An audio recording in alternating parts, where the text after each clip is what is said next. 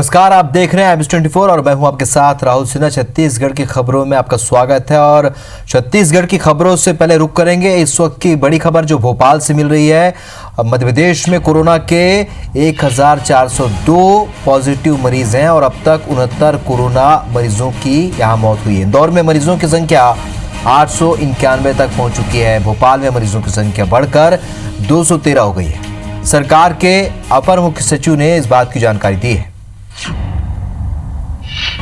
बड़ी खबर आपको बता रहे हैं भोपाल से, जहां मध्य प्रदेश में कोरोना के 1402 पॉजिटिव मरीज हैं। अब तक 69 कोरोना मरीजों की मौत हुई है। आकांक्षा हमारे सहयोगी फोन लाइन पर जुड़ी हैं। आकांक्षा, कोरोना को लेकर क्या कुछ अपडेट, क्या कुछ कहा है अपर मुख्य सचिव ने? बिल्कुल, देखिए, अगर मैं आपको आज की बात बताऊं तो आज मध्य प्रदेश में कोरोना के जो पॉजिटिव मरीज हैं उनकी संख्या 1402 पहुंच चुकी है, जिसमें से इंदौर की अगर बात करें तो 891 मरीज इंदौर में है। इसी के साथ ही भोपाल की अगर बात करें तो भोपाल में 213 मरीज है और इसके अलावा जो बाकी जिले हैं उसमें भी धीरे धीरे जो कोरोना के मरीज है उनकी संख्या में इजाफा होता जा रहा है।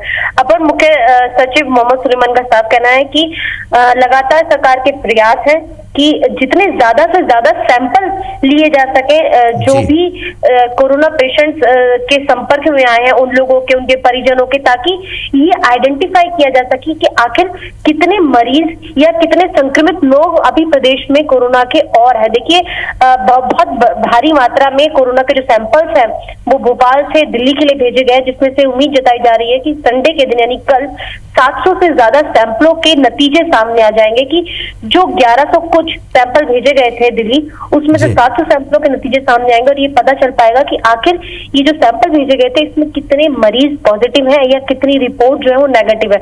हम उम्मीद यही कर रहे हैं कि जितने भी सैंपल्स हैं ये सभी नेगेटिव हो। इसके साथ ही आज 700 से 800 सैंपल्स और भेजे गए हैं दिल्ली। लगभग मिला के 2500 के आसपास जो सैंपल्स हैं वो दिल्ली भेजे जा चुके हैं बीते 2 दिनों में और इनकी रिपोर्ट संडे और मंडे को आएगी। इसी के साथ ही देखिए, अपर सचिव का साफ कहना है कि जो लॉकडाउन की स्थिति पूरे प्रदेश में बनी हुई है वो लगातार बनी रहेगी। 20 तारीख के बाद औद्योगिक जगत को थोड़ी रिलैक्सेशन मिल सकती है, वो भी उन एरियाओं में जहां पर ज्यादा से ज्यादा मजदूर नहीं काम करते हैं और ज्यादा वहां पे मैन पावर की जरूरत नहीं पड़ती है। तो देखिए, कुल मिलाकर अभी जो स्थिति है मध्य प्रदेश की वो काफी ज्यादा क्रिटिकल है और आने वाले समय में यही उम्मीद जताई जा सकती है कि ये जो स्थिति है इसमें सुधार आए। जी बिल्कुल, और लगातार बढ़ते मरीज के बीच सरकार लगातार प्रयास करिए। आकांक्षा, इस जानकारी के लिए आपका बहुत बहुत शुक्रिया।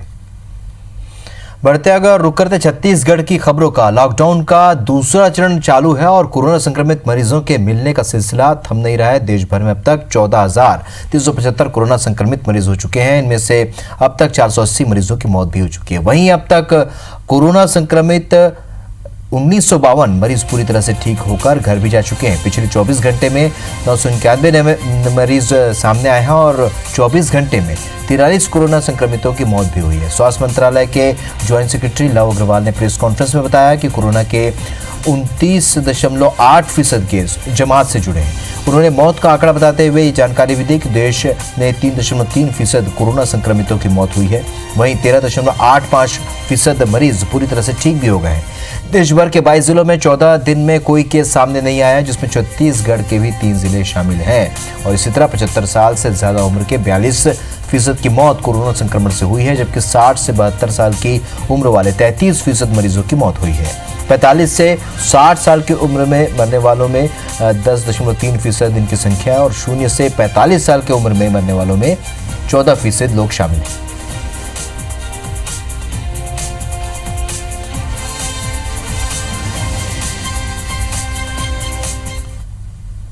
जिसके द्वारा अगर हम देखें तो हमारी overall cure percentage is something around 13.85%।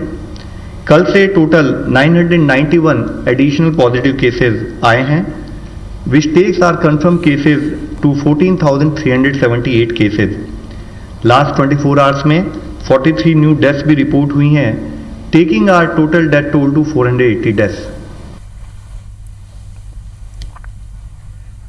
चलिए अब रुक करेंगे छत्तीसगढ़ की खबरों का। तो देश भर में कोरोना मरीजों की संख्या बढ़ती ही जा रही। कोरोना वायरस जहां देश ही नहीं दुनिया भर में आउट ऑफ कंट्रोल हो रहा है, वहीं छत्तीसगढ़ में कोरोना के कई मरीज ठीक होकर घर लौट रहे हैं। छत्तीसगढ़ की राजधानी रायपुर की एम्स अस्पताल कोरोना मरीजों के लिए वरदान साबित हो रहा है और एक और मरीज आज एम्स से डिस्चार्ज होकर लौटा है और अब एक्टिव मरीजों की संख्या 11 बची है।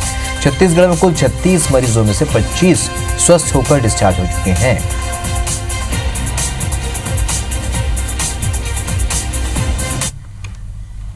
इधर कोरोना का हॉटस्पॉट बन चुके कोरबा के लिए राहत भरी खबर आ रही है, जहां आज एम्स से एक मरीज को इलाज के बाद डिस्चार्ज कर दिया गया, तो वहीं जिले से भेजे गए सैंपल में से 132 लोगों की रिपोर्ट नेगेटिव आई है।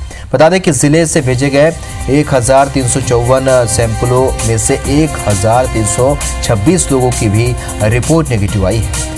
केवल 28 लोग ही अब तक इस जांच में संक्रमित पाए गए हैं।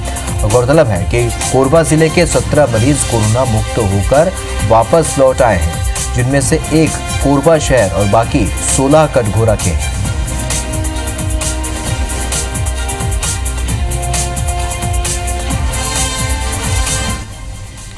तो छत्तीसगढ़ के स्वास्थ्य सचिव निहारिका बारिक ने आज कोरबा का दौरा किया और यहां पर उन्होंने स्वास्थ्य जानकारी ली। कोविड-19 अस्पताल को प्रदेश का सबसे अच्छा अस्पताल यहां का बताया। बारिक ने अस्पताल का निरीक्षण करने के बाद ये बात कही। इसके बाद उन्होंने व्यवस्था दुरुस्त करने के भी निर्देश दिए।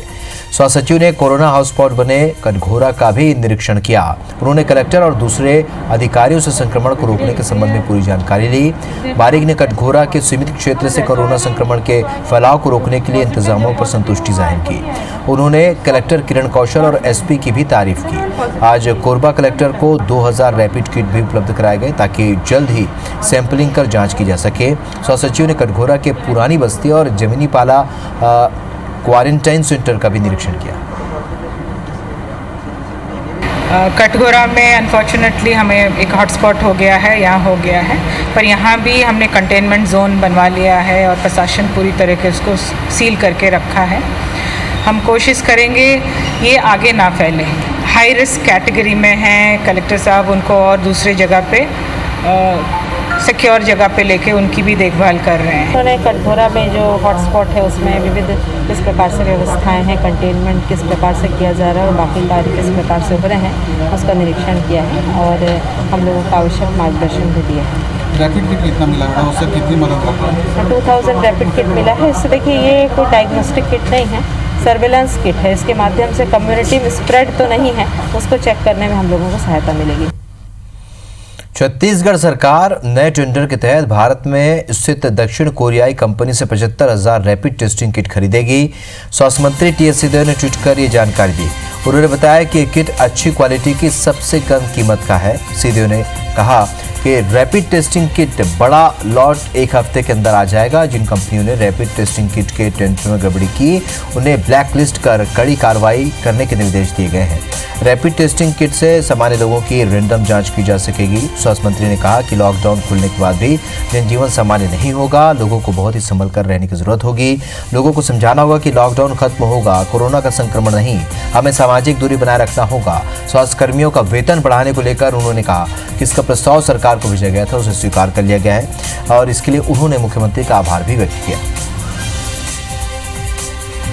जिन कंपनियों ने इतनी गंभीर परिस्थिति में कोरोना के अत्यधिक संकट में वैश्विक महामारी जहां घोषित हुई है, वहां टेंडर प्रक्रिया में एक तरह से मजाक कर रहे थे, खिलवाड़ कर रहे थे, उन कंपनियों के विरुद्ध कड़ी कार्रवाई के डायरेक्शंस भी कल मैंने दिए हैं और इनके रजिस्ट्रेशन को क्यों ना निरस्त कर दिया जाए, इनको ब्लैकलिस्ट क्यों ना कर दिया जाए, अन्य जो भी कार्रवाइयाँ इसमें संभव हैं उन कार्रवाइयों के लिए मैंने कल आदेश कर दिया। जानने का एकमात्र कम से कम समय में अभी तक जो सबसे अच्छा तरीका है वो रैपिड टेस्टिंग किट है। हालांकि इसके प्रमाण की गुणवत्ता 100% नहीं है, फिर भी कम समय में अगर आपको बड़ी आबादी को जांचना है तो दूसरा विकल्प भी नहीं है। तो छत्तीसगढ़ में लॉकडाउन के चलते 3 मई तक आंगनबाड़ी शुरू नहीं की जाएगी। आंगनबाड़ी सहायिकाओं की ओर से 25 लाख परिवार को सूखा राशन दिया जा रहा है।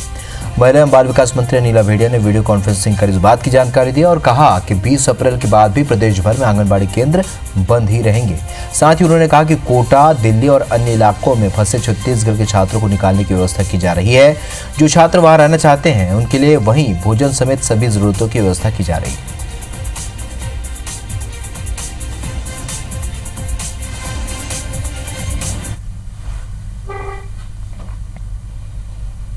तो कोरोना मुद्दे को लेकर पीसीसी चीफ मोहन मरकाम ने भाजपा पर हमला करते हुए कहा है कि इस कठिन दौर में भी भाजपा अपने मानसिक संक्रमण से बाहर नहीं आ पा रही है। और उन्होंने मशहूर शायर मिर्जा गालिब की शायरी से बीजेपी को सबक लेने को कहा। उन्होंने आरोप लगाया कि मानवता पर वैश्विक संकट खड़ा हो गया और भाजपा झूठ और अफवाह की बुनियाद पर टिके अपने मूल चरित्र से बाहर नहीं निकल पा रही है। मरकाम ने कहा कि कांग्रेस संगठन और सरकार ने इस लड़ाई के खिलाफ शंखनाद करते समय ही स्पष्ट कर दिया था कि हम प्रधानमंत्री के सकारात्मक कदम के साथ खड़े हैं। कोरोना संक्रमण के कठिन समय में भी अपने मानसिक संक्रमण से बाहर नहीं आ पा रही है भाजपा। ताउम्र गालिब ये भूल करता रहा, धूल चेहरे पर थी और वो आईना साफ करता रहा। किसी के द्वारा लिखी गई पंक्तियां वर्तमान समय में भाजपा पर सटीक बैठती हुई दिखाई देती है। भारतीय जनता पार्टी लगातार अनर्गल आरोप करके छत्तीसगढ़ सरकार को बदनाम करने का प्रयास कर रही है। भारतीय जनता पार्टी के मंसूबे कभी सफल नहीं होंगे। कोरोना वायरस महामारी से जंग के बीच बिलासपुर से भाजपा सांसद अरुण साव ने स्वास्थ्य मंत्री टी.एस. सिंहदेव को पत्र लिखा है, जिसमें उन्होंने केंद्र सरकार द्वारा जारी लगभग 55 करोड़ के फंड का जिक्र करते हुए कहा कि इस फंड का उपयोग लैब तैयार करने, मेडिकल कॉलेज को अधिकृत करने, टेस्टिंग किट, मास्क और सैनिटाइजर की व्यवस्था करने के लिए काफ़ी है।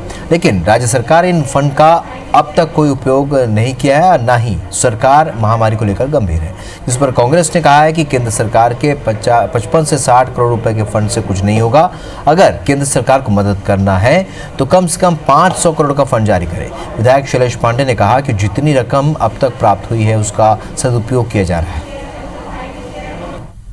राष्ट्रीय स्वास्थ्य मिशन के अंतर्गत राज्य सरकार को 55 करोड़ 62 लाख रुपए उपलब्ध कराया है।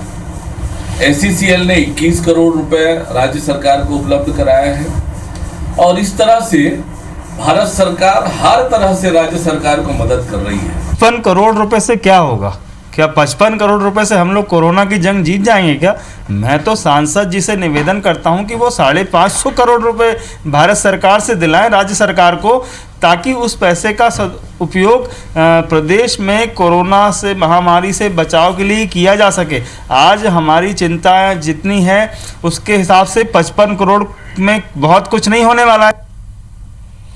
रायगढ़ नगर निगम ने मास्क और सैनिटाइजर की खरीदी पर लगभग 20 लाख रुपए खर्च कर दिए, लेकिन अब तक वार्डों में लोगों को पूरी तरह से सैनिटाइजर और मास्क नहीं बांटे गए हैं। बता दें कि पार्षदों के अंशदान और महापौर निधि का इस्तेमाल करते हुए 50,000 मास्क और 10,000 लीटर सैनिटाइजर खरीदे गए थे। मास्क और सैनिटाइजर सभी वार्डों में नहीं बंटने से पार्षदों ने खरीदी में कमीशनखोरी का आरोप लगाया है। साथ ही पार्षद नाराज नजर आ रहे हैं। हमने अपने निधि के तहत जो सामान क्रय किए हैं वही सामान हमारे तक मिला है और इसकी बिलिंग और रेट के विषय में अभी तक कोई बैठक तो हुई नहीं कि हम लोग इसे मांग सकें और ये स्थिति नहीं है अभी कि हम बिल की बात करें। परंतु नगर निगम जहां खर्च की बात कह रही है ये बिल्कुल ही मेरे नज़र में गलत बात है, क्योंकि नगर निगम बताए कि कहाँ पर खर्च की है और कौन से पार्षद को मास्क और सैनिटाइजर दिया है। हम लोग मैं खुद 2-3 बार फोन करके बोल रही थी कि सैनिटाइजर आ गए हैं, ले जाइए। अगर किसी पार्षद को नहीं मिला है तो मैं उसकी जांच करके उनको दिलवा दूंगी। मास्क और सैनिटाइजर आ चुका है, वो पार्षद ने अभी ले जाए नहीं है और इसकी मैं अपने हाथों से खुद दूंगी। देश में लॉकडाउन के दौरान 20 अप्रैल से देश के कुछ जिलों में ऑनलाइन व्यापार की छूट दिए जाने पर केंद्र सरकार के फैसले का चौतरफा विरोध शुरू हो गया है। छत्तीसगढ़ चैंबर ऑफ कॉमर्स ने इस फैसले का विरोध करते हुए तत्काल वापस लेने की मांग की है। चैंबर के साथ साथ कैट ने भी सरकार के इस फैसले का विरोध किया है। उनका कहना है कि इससे ग्रामीण अर्थव्यवस्था को नुकसान होगा। रायपुर के अलावा रायगढ़ में इसके खिलाफ मोर्चा खोला गया और प्रदेश के मुख्यमंत्री और पीएम मोदी को पत्र लिखकर इलेक्ट्रॉनिक्स दुकानों को भी लॉकडाउन में छूट कुछ घंटों की देने की मांग की गई।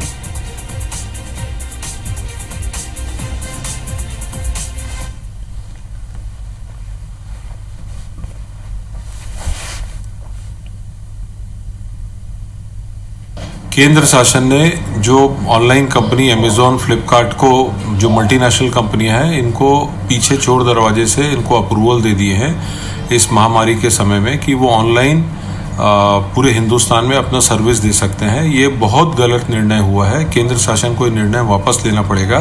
चैम्बर ने आज प्रधानमंत्री को इसके बारे में चिट्ठी भी लिखी है। 3 दिन पहले हमको भी नोटिफिकेशन द्वारा मालूम पड़ा कि ऑनलाइन व्यापार को छूट दी गई है। व्यापारियों की दुकान बंद है और ऑनलाइन को छूट देना मतलब आज इतना स्टॉक मंगा के रखे हैं व्यापारी लोगों ने, एसी, फ्रिज, कूलर। अब इतना स्टॉक बिकेगा कैसे, क्योंकि गर्मी सिर्फ 2 ही महीना पड़ती है, अप्रैल और मई। अगर ऐसे लॉकडाउन में ऑनलाइन को छूट देना और व्यापारियों का स्टॉक को जाम करना, ये पूरे व्यापारियों के साथ विश्वासघात किया गया है। क्योंकि अगर ऑनलाइन में सप्लाई होने लग गई तो हम लोग को व्यापार करना आगे में बहुत ज़्यादा मुश्किल हो जाएगा। क्योंकि ये जो लॉकडाउन की स्थिति अगर चलती रही और ऑनलाइन वाले अगर पूरा प्रचार प्रसार कर लिए अपने सामानों का, तो हम लोग को काम करना मुश्किल होते जाएगा। राजिम पुलिस ने आज दोपहर नागपुर से पैदल उड़ीसा जा रहे 2 युवकों को रोककर पहले उन्हें खाना खिलाया, फिर अधिकारियों के निर्देश पर उन्हें नगर पंचायत भवन में ठहराया। जानकारी के मुताबिक राजिम पुलिस ने पंडित श्यामाचरण शुक्ल चौक पर बने चेकिंग पॉइंट के पास से 2 युवकों को पैदल जाते हुए देखा तो पूछताछ की। युवकों ने अपना नाम तनुजय और जम्मू नायक बताया। उन्होंने बताया कि वे नागपुर में कंक्रीट मिक्सर मशीन कंपनी में काम करते हैं। लॉकडाउन लगने के कारण वे वहां फंस गए थे और जब तक उनके पास पैसे थे तो खाने पीने का इंतजाम होता। पैसे खत्म होने के बाद उन्हें नागपुर से पैदल ही उड़ीसा के लिए कालाहांडी जाने का मन बनाया और निकल पड़े। उनकी कहानी सुनने के बाद थाना प्रभारी विकास बघेल ने उन्हें सैनिटाइज किया, फिर खाना खिलाने के बाद नगर पंचायत भवन में ठहराया।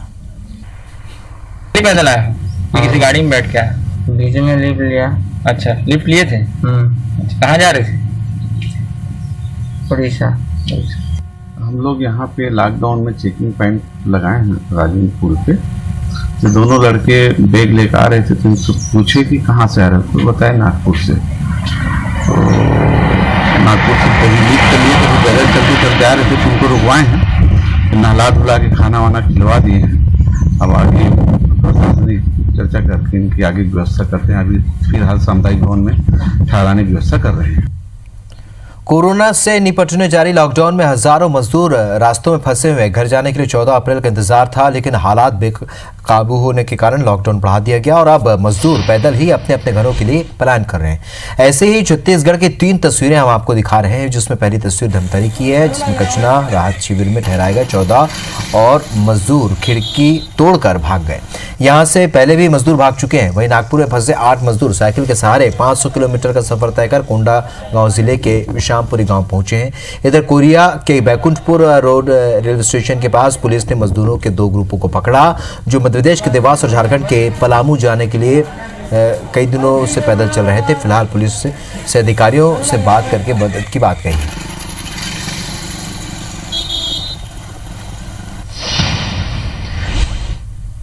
तो लॉकडाउन का पालन करें, बार बार हम आपसे अपील कर रहे हैं। लॉकडाउन ही लाइफलाइन है।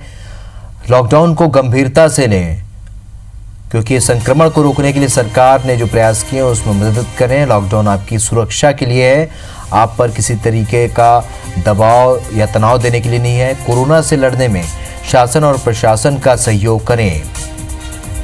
लॉकडाउन को मिलकर सफल बनाएं। लॉकडाउन ही लाइफलाइन है। अगर लॉकडाउन होगा तो संक्रमण का खतरा कम होगा। बिना वजह घर से ना निकलें, भीड़ भाड़ वाले इलाके में ना जाएं।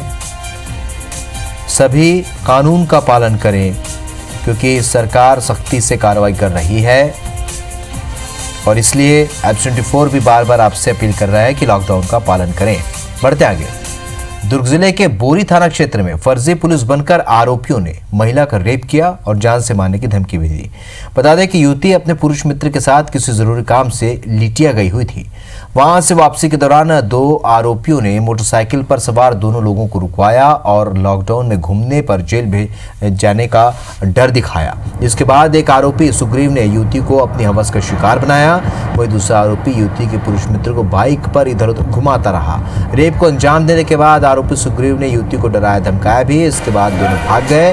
वारदात के बाद युवती ने मामले की जानकारी अपने पुरुष मित्र को दी, जिसके बाद सिटी कोतवाली में जाकर मामला दर्ज कराया। पुलिस ने मामले में 0 में अपराध कायम कर लिया। वो पुलिस वाले हैं ऐसा करके धमकी दे रहे थे उनको कि हम लोग पुलिस वाले हैं, तुम लोग यहाँ क्या कर रहे हो, ऐसा करके डरा धमका के उनके साथ गलत काम किया गया। किस तरह का मामला पंजीबद्ध किया जा रहा है? मामला धारा 376, 419, 506 और 34 आईपीसी के अंतर्गत कार्रवाई किया गया। दोनों आरोपी कहाँ के रहने वाले हैं? दोनों आरोपी हसदा रिटिया समेत अंतर्गत हसदा गांव के हैं और दोनों को गिरफ्तार किया। सुकमा जिले में नक्सल मोर्चे पर बड़ी सफलता मिली है। नक्सलियों की ओडिशा आंध्रा एरिया कमेटी का सदस्य नागेश को डीआरजी के जवानों ने ढेर कर दिया। नक्सली पर सुकमा पुलिस की ओर से 5 लाख तो वहीं ओडिशा पुलिस की ओर से 4 लाख रुपए के नाम घोषित था। पुष्पाल थाना क्षेत्र में निकले जवानों से नक्सलियों की जबरदस्त मुठभेड़ हुई और मुठभेड़ के बाद इलाके की सर्चिंग में नक्सली नागेश का शव बरामद हुआ। मौके से ग्रेनेड और कई हथियार भी बरामद हुए, लेकिन राजनांदगांव में नक्सलियों का उत्पात सामने आया। उन्होंने मातपुर थाना इलाके में पुगदा और बरमुरका के बीच सड़क निर्माण में लगे 6 वाहन और एक मोटरसाइकिल को आग के हवाले कर दिया। छत्तीसगढ़ की खबरों फिलहाल इतने, लेकिन ताज़ा अपडेट के लिए आप बने रहिए IBS 24 के साथ। नमस्कार।